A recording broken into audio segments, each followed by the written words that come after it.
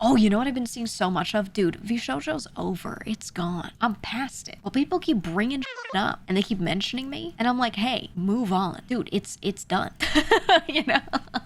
What more is there to say? Nothing. I mean, the stuff that comes up at this point is just like getting confirmation on things that we maybe thought in the past but didn't have confirmation on. Or like, oh, this situation that happened, this is why it happened. And we'll be like, oh, damn, would have been good to know that. That's it. You know, like it's stuff that maybe like for us that were directly involved can be kind of upsetting when you find out like the reason for a thing or like how something actually happened wasn't how you thought it happened. You know, some of that news can like suck, but nothing's actually changing, you know, nothing's like relevant to anyone. There's nothing actionable for anyone outside of us, especially. But people keep dredging it up, dude. And I'm like, who cares, man? I was over it a long time ago, you know? I was like, get me out of here because this is cooked and I don't trust any of this anymore. And so I got out, done, you know, it was over.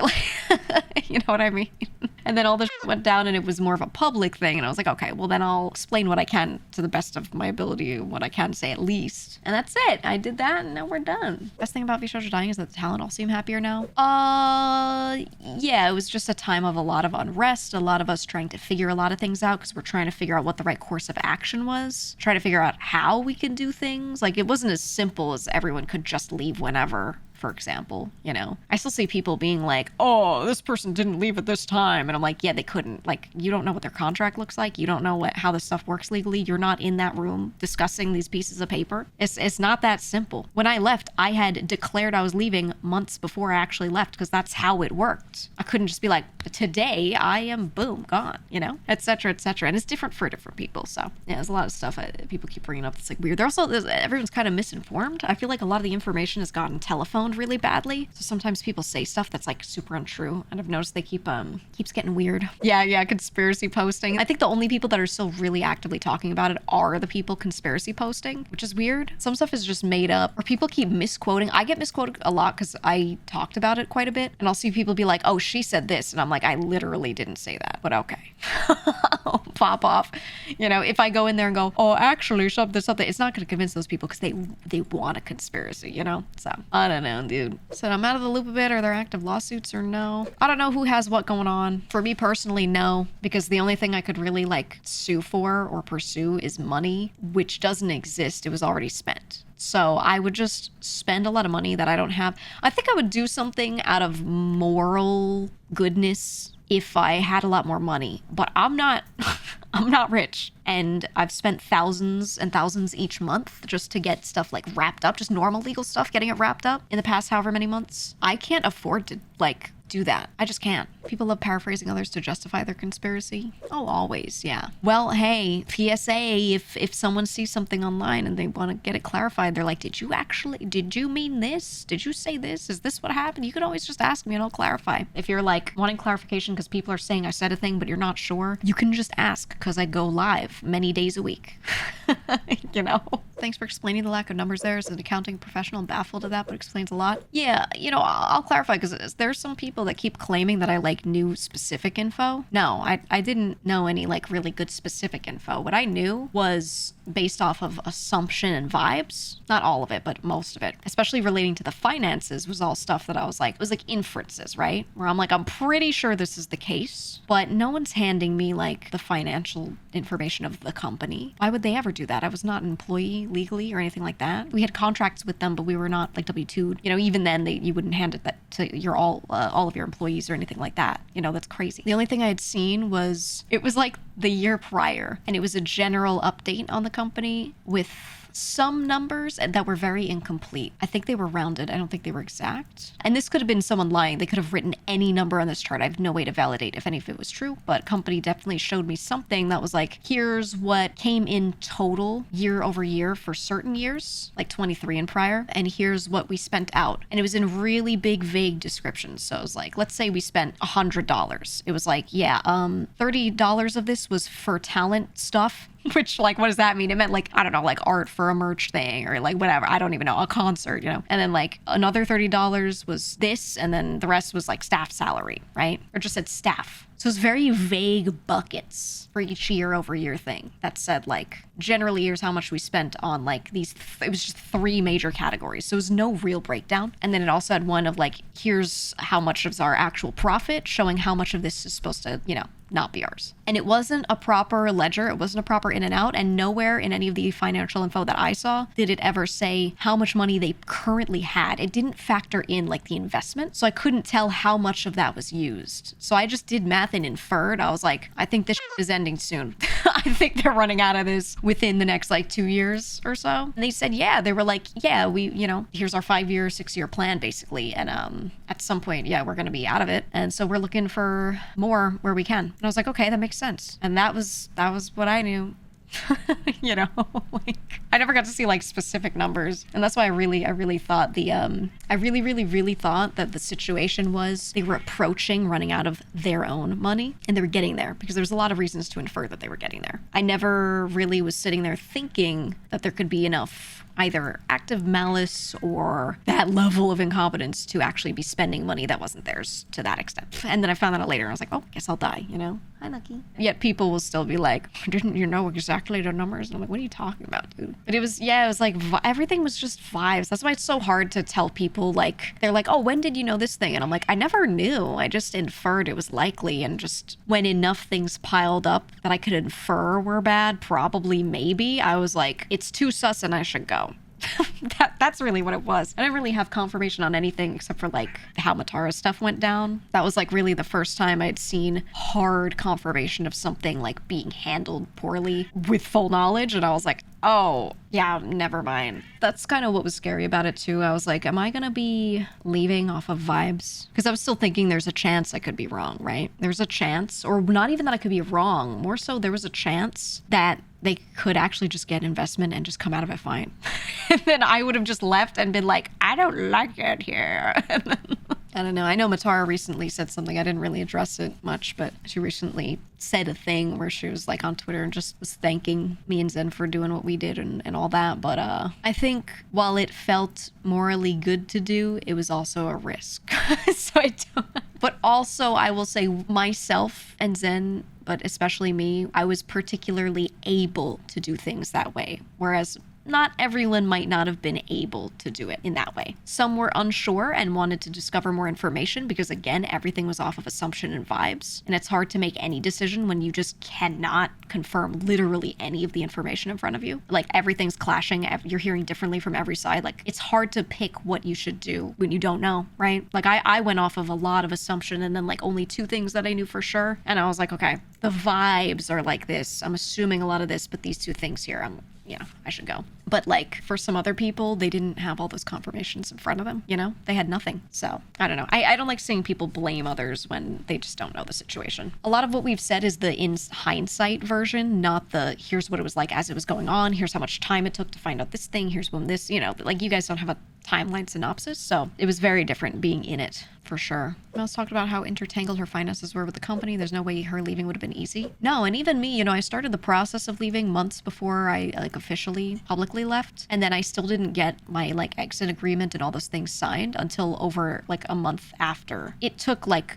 a quarter, if not longer, to get all of that wrapped up. And even then there was still stuff after that was still pending that I was still trying to figure out. And I was way less intertwined, on the back end with a lot of that stuff. I was just kind of doing my own So, it's not that simple to just be like, let me go. I want my $3 and I'm walking. Like it's not that simple. That worthless piece of paper took a month.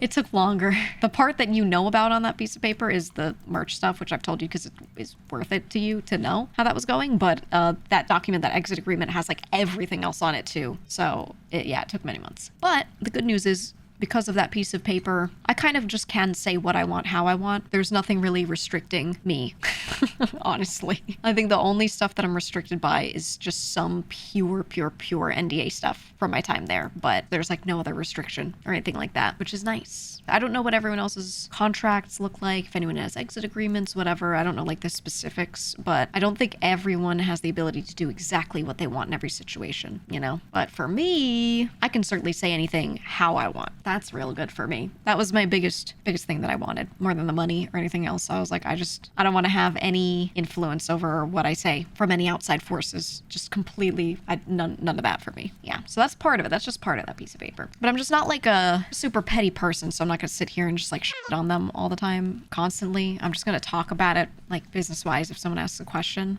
But But if I want to say, yeah, them, they were terrible and blah, blah, blah, like, as long as I'm accurately describing my experience, I could say whatever. And I'll be honest, even while under contract previously, I kind of still felt like I could, so long as I was giving an accurate retelling. The problem was, to give that accurate retelling, often I would need to then say stuff that was under NDA, you know? So I would just be like, you get kind of tied up with what you can and cannot say. But yeah, with the way things are legally now, it's a lot easier for me. But if you remember, when people left the year, 2 years prior, I think it was Vay who went like, when people asked her what she had to say, she just said, I love everyone and everything. Honestly, that was, from my perspective, funny as that is so funny. I was like, you're right. That's the only way you can be 100% sure you're totally safe, that you're not saying anything you can't, you're not, you know, like... That was so funny. And something that, like, I only understand more so in hindsight, you know? But, oh God. I don't know. But if any of you ever have questions about that old stuff, if the goblins of the internet said something and you're now confused and you want clarification, you guys can always ask me. I don't like to dredge it up in, like, a dramatic way, but I don't want to Voldemort it, like, you can never ask questions, you know? I'm also not emotional over it. Like, I am not sad. I am not upset. I'm not pissed actively. I'm just disappointed. You know, I'm not mad, I'm just disappointed. But it's also like, I'm chilling, so I won't get upset if someone's like, can I ask this question about this company? I'm not going to be like, I need a moment, you know? It's fine. Experience of seeing worse in the IT world probably tempered your expectations. I think I'm definitely desensitized to people doing bad in business, but I've seen all sides of it where no one thinks they're the villain. They just are doing what feels right for them. And then maybe there are like one or two people that are like actively doing something crazy. But for the most part, I think it's just a lot of people f***ing up so bad. And then the evil of it is thinking it's okay to not be upfront about your f***ups and communicate about it and then try to do something about it. To just be like, it's fine, there's no Warren Bossing say. And to do that until it's at a huge detriment to other people, that's awful. I would still say it's like a type of malice for sure, but it's not the same as like rubbing your hands together and being like, I'm gonna steal this thing, you know? And then there are also people, like there's an element of some people will just never see it as wrong because from their perspective, the way it happened, they'll be like, but I didn't mean it like that. So they'll never feel like it was that because they never felt the intent in their brain to do that. You know what I mean? I still think it was like, if it was later intended, then it was the intent. But for some people, it'll be like, well, if I didn't sit out to do this, then it wasn't the intent. You know, like my thinking and other people's thinking will always clash,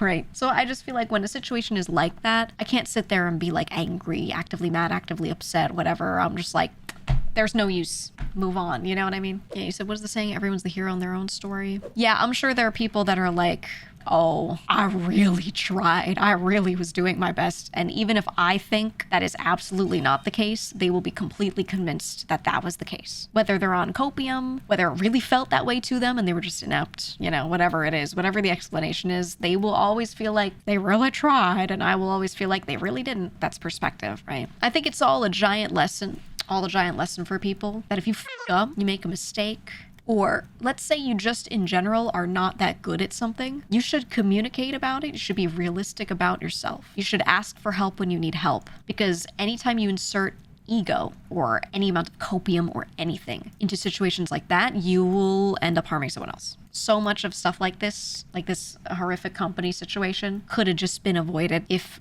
way earlier on when things were going bad, they just said otherwise. That's all. I even remember a long time ago when I was shown, you know, that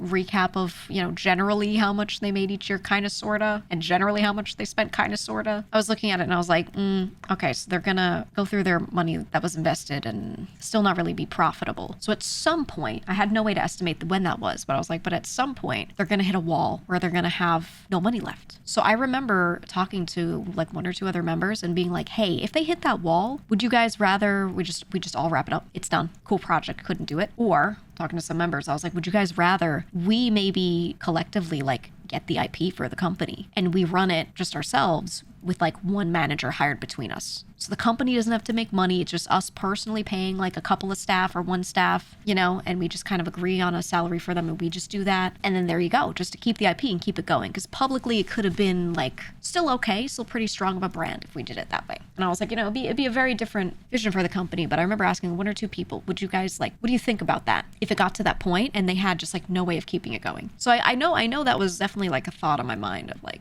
what could that have been like? And I would, when they actually ran out of money, said that they did instead of just using like other funds to keep going that they shouldn't have. If they said that we were at that point, I would have suggested that. I would have been like, hey, unfortunate situation, that sucks. But why don't we have like 3 of you left and then we reshuffle this and let's do it like this or something just to keep it going. I would have suggested that, but you know, no one decided to ring the alarm bells when it was time. They pretended it wasn't a thing. Oh, we're not there yet, you know.